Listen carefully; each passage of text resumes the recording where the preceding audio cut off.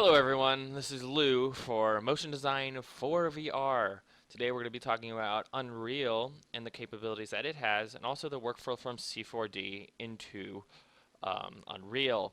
And I'm just going to give you some tips and tricks that I have found, and yeah. So first you're going to want to download Unreal and make an account. It's free, but if you do make money, I think you do owe them 20% of what you make. I haven't looked into it. I've just been experimenting, but check it out on their website. It's all there. Like I said in my last tutorial, Penrose and a lot of animation studios tend to use this for VR platform.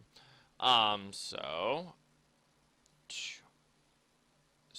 after you've downloaded it, you're going to get to this screen, which is the hub, and it basically shows you my projects and the versions. And the versions are really important because the APIs change, and it could change your project if you moved over to the new ones. Like if you're using certain particles, and then if you restart the project or you reopen it in a new one, then the particles could change, which happened to me on, you could see on project 5, and it says 4.8, and it looks like there's fire or something right here. Okay, so after you've downloaded it, you're going to want to launch the browser, which is this menu. No, excuse me, that's the wrong one. It's this, excuse me. I apologize for that. So this is the project menu, so just new projects. And so as of right now, to my knowledge, to create an app or to create an experience for the Samsung Gear VR, you're going to need to go into the C++ and create a project. It has the same options as the other one. It just allows you to edit the code. I think the Blueprint does as well, but just the way it's compiled. And as you can see, there's options here and the path that you're going to be saving to. You're going to want to use the first person one, and it comes with a blueprint where it has a gun and you can shoot objects and that type of thing. I'll be opening that in a second, but obviously there's tons of options, and as you can see. So we'll close this. This is the project that I first created in Unreal, and so just to give you an idea of what it looks like. The lighting, and you can hear the sound coming in, and I'll have to talk a bit louder right now, but this is just a good example of how I brought my Cinema 4D files into this experience. So to actually deploy to the app, I'll show you in a second, but basically how we test is we have to actually click the launch icon. But right now I'm going to show you how to do the C4D animation. So I'll be showing you right now. I'll be opening this project. Sorry.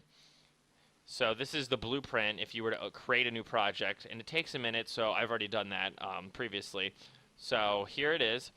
This is a standard scene, and you can see this skybox that has no seams or anything, and it actually creates a little bit of GI and lighting.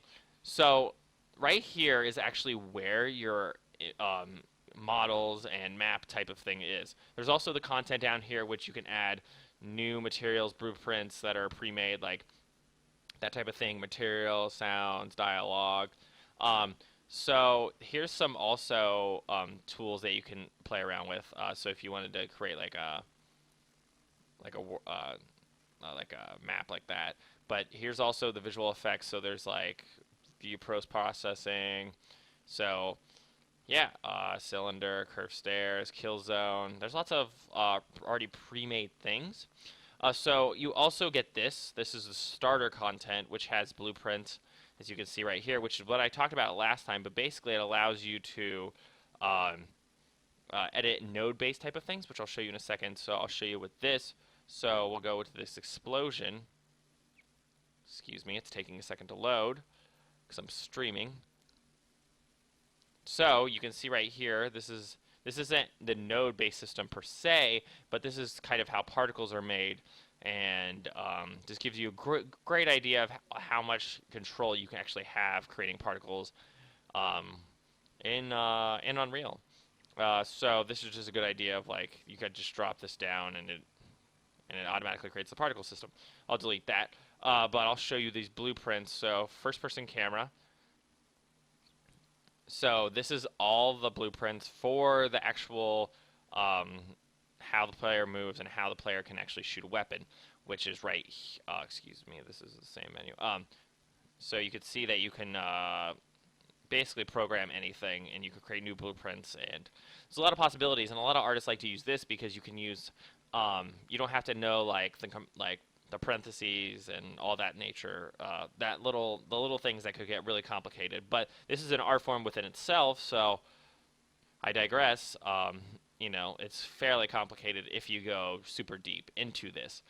So here is actually the comp of the robot arms and the camera. So we could put a light, we could add components, you could add like a little dog walking with you if you wanted to. You could add lights and stuff like I did in my project because it was kind of like a nighttime type of thing because I was just experimenting. There's also an event graph, so if you like turn, so here's, I think this is this. So this is like if you turn left, right, and it tells tells you what the character's supposed to play or do. It also has tweening animations, which I'll show you in a few moments. So yeah, I will close this, but just to give you an idea, I'll go more in depth once I know a little bit more and I can share more knowledge. So if I wanted to play this, I will not shoot this as much as I would want to, but so you just shoot it once. You obviously could see that it has what you would want to do is place a gun, and these objects react to physics, and because we have it in the blueprint, you can press the space bar and you can jump automatically. So you also want to have, if you're doing the VR type of stuff for this, you're going to want to have the virtual reality. You're going to want to have Oculus downloaded. I'm using the Oculus DK2. It also has support for the Steam VR, which is the best VR system out there. So they're pretty up. They keep these pretty up to date, and yeah. So if you want to deploy to the Gear VR system, you're gonna want to go into Android. Okay. So project is not configured to Android. I'm not gonna really show you how to do this per se because I'm gonna do another tutorial on how to deploy from Unreal to the Gear VR. As well as the Unity to your phone, like the Samsung S6. So it should be, excuse me. So here is the thing: configure the Android manifesto for deployment of the VR. You also have to have it when you first set up the project. You want to do C++ instead of just the blueprint project, like I said before. But just showing you, just to give you an idea. I'm not sure if this works yet, but when I tried 4.8. Did not work for me, so I'll be doing that in a later tutorial. Okay, so we'll close this. So now I'm going to show you how to do C4d into this. So what we're going to want to do is that we're going to have to trick the system using a joint system. So I'll redo this, but I'll do new, and then you're going to want to have an object, or you could use the fish that you created in the last tutorial.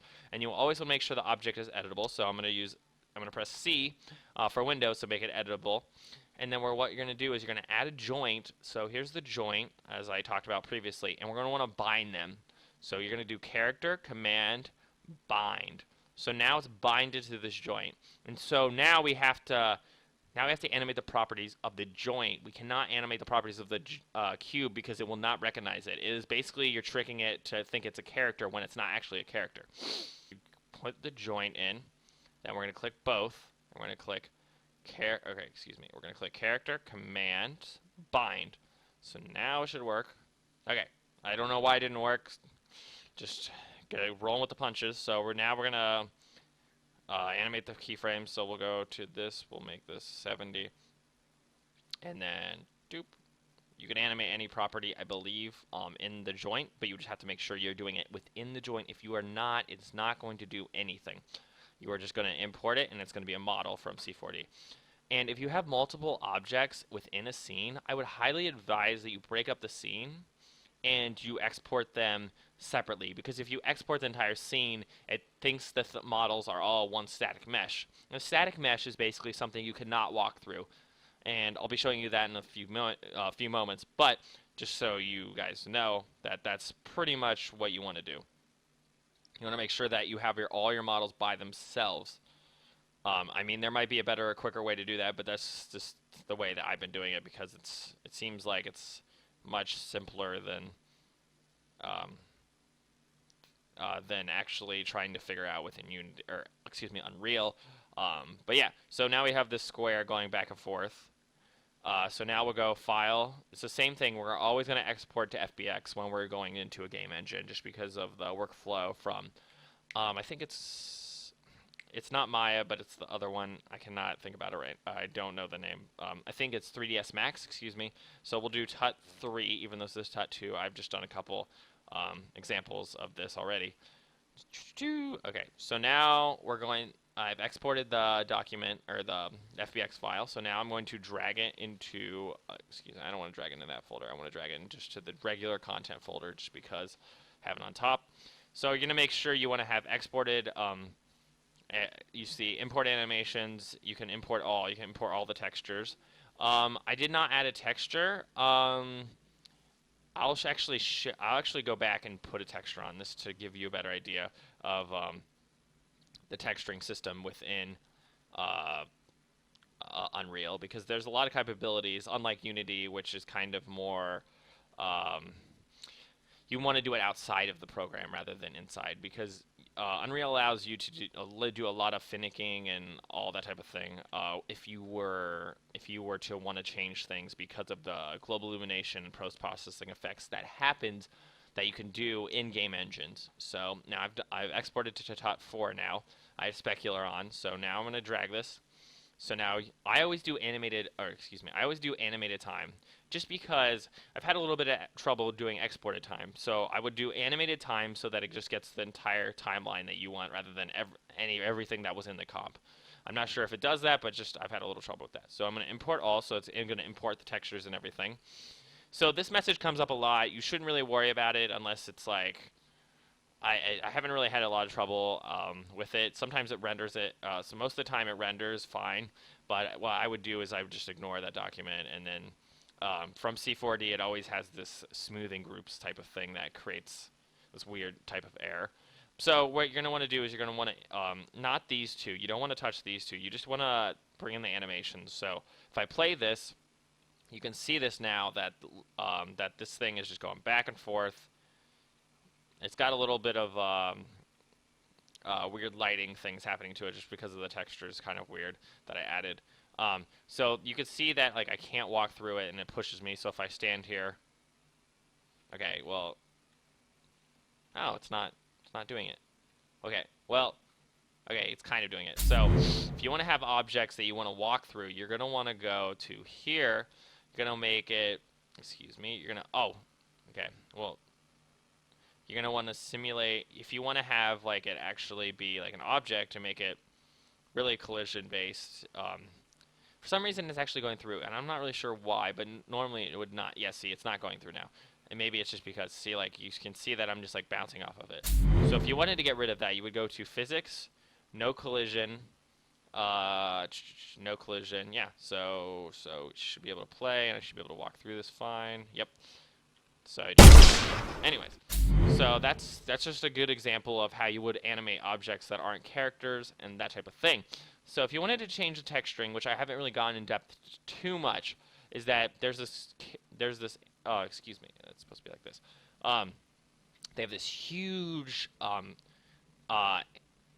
materials type of thing that you can work with. You can do emission color. You can get really complicated. Here, I'll go to give you a better example of the first person folder, and we'll go to character, and then we'll go to material. Okay, excuse me. Here's the actual skeletal rig that you need, but we'll go back one.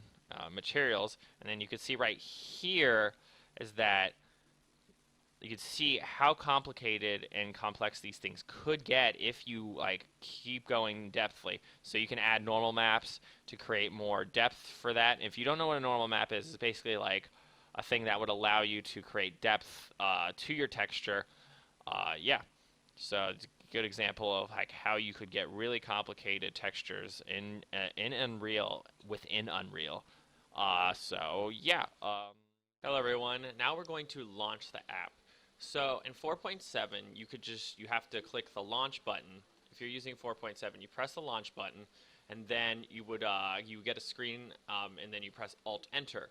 Now with the new SDKs and the new Oculus integration, you're gonna wanna in 4.8, they have this, and you go VR preview. So then you don't have to actually launch the app. So now we're going to do play. And so this is the screen that usually comes up in the window. If you were using 4.7, you would press Alt-Enter, and it would go to the Oculus. Right now, it's already streaming to my Oculus, per se. But you want to download the newest firmware for this. So now I will show you the link to that. Basically, it's a developer website. Make sure you download the newest SDK and the runtime for Windows, just because you want to make sure the system is up to date. And you also want to download this too, just in case. There's a utilities thing that you have with the DK2, which is this. So just to make sure that it's the most up to date, or try to get the most up to date one, excuse me. So you can display, you can configure, and then you can also you can update the firmware, disable firmware, and then you also can do all these types of user settings. So that's the end of my tutorial today. Next tutorial will be either Unity to AE to Unity, or Unity to the Samsung Gear headset. Next, probably 2 weeks from now, probably be Unreal to the Samsung Gear. If you guys like these tutorials, let me know. If I'm still new to these, so just let me know any feedback that you would like, or any feedback that you could give me.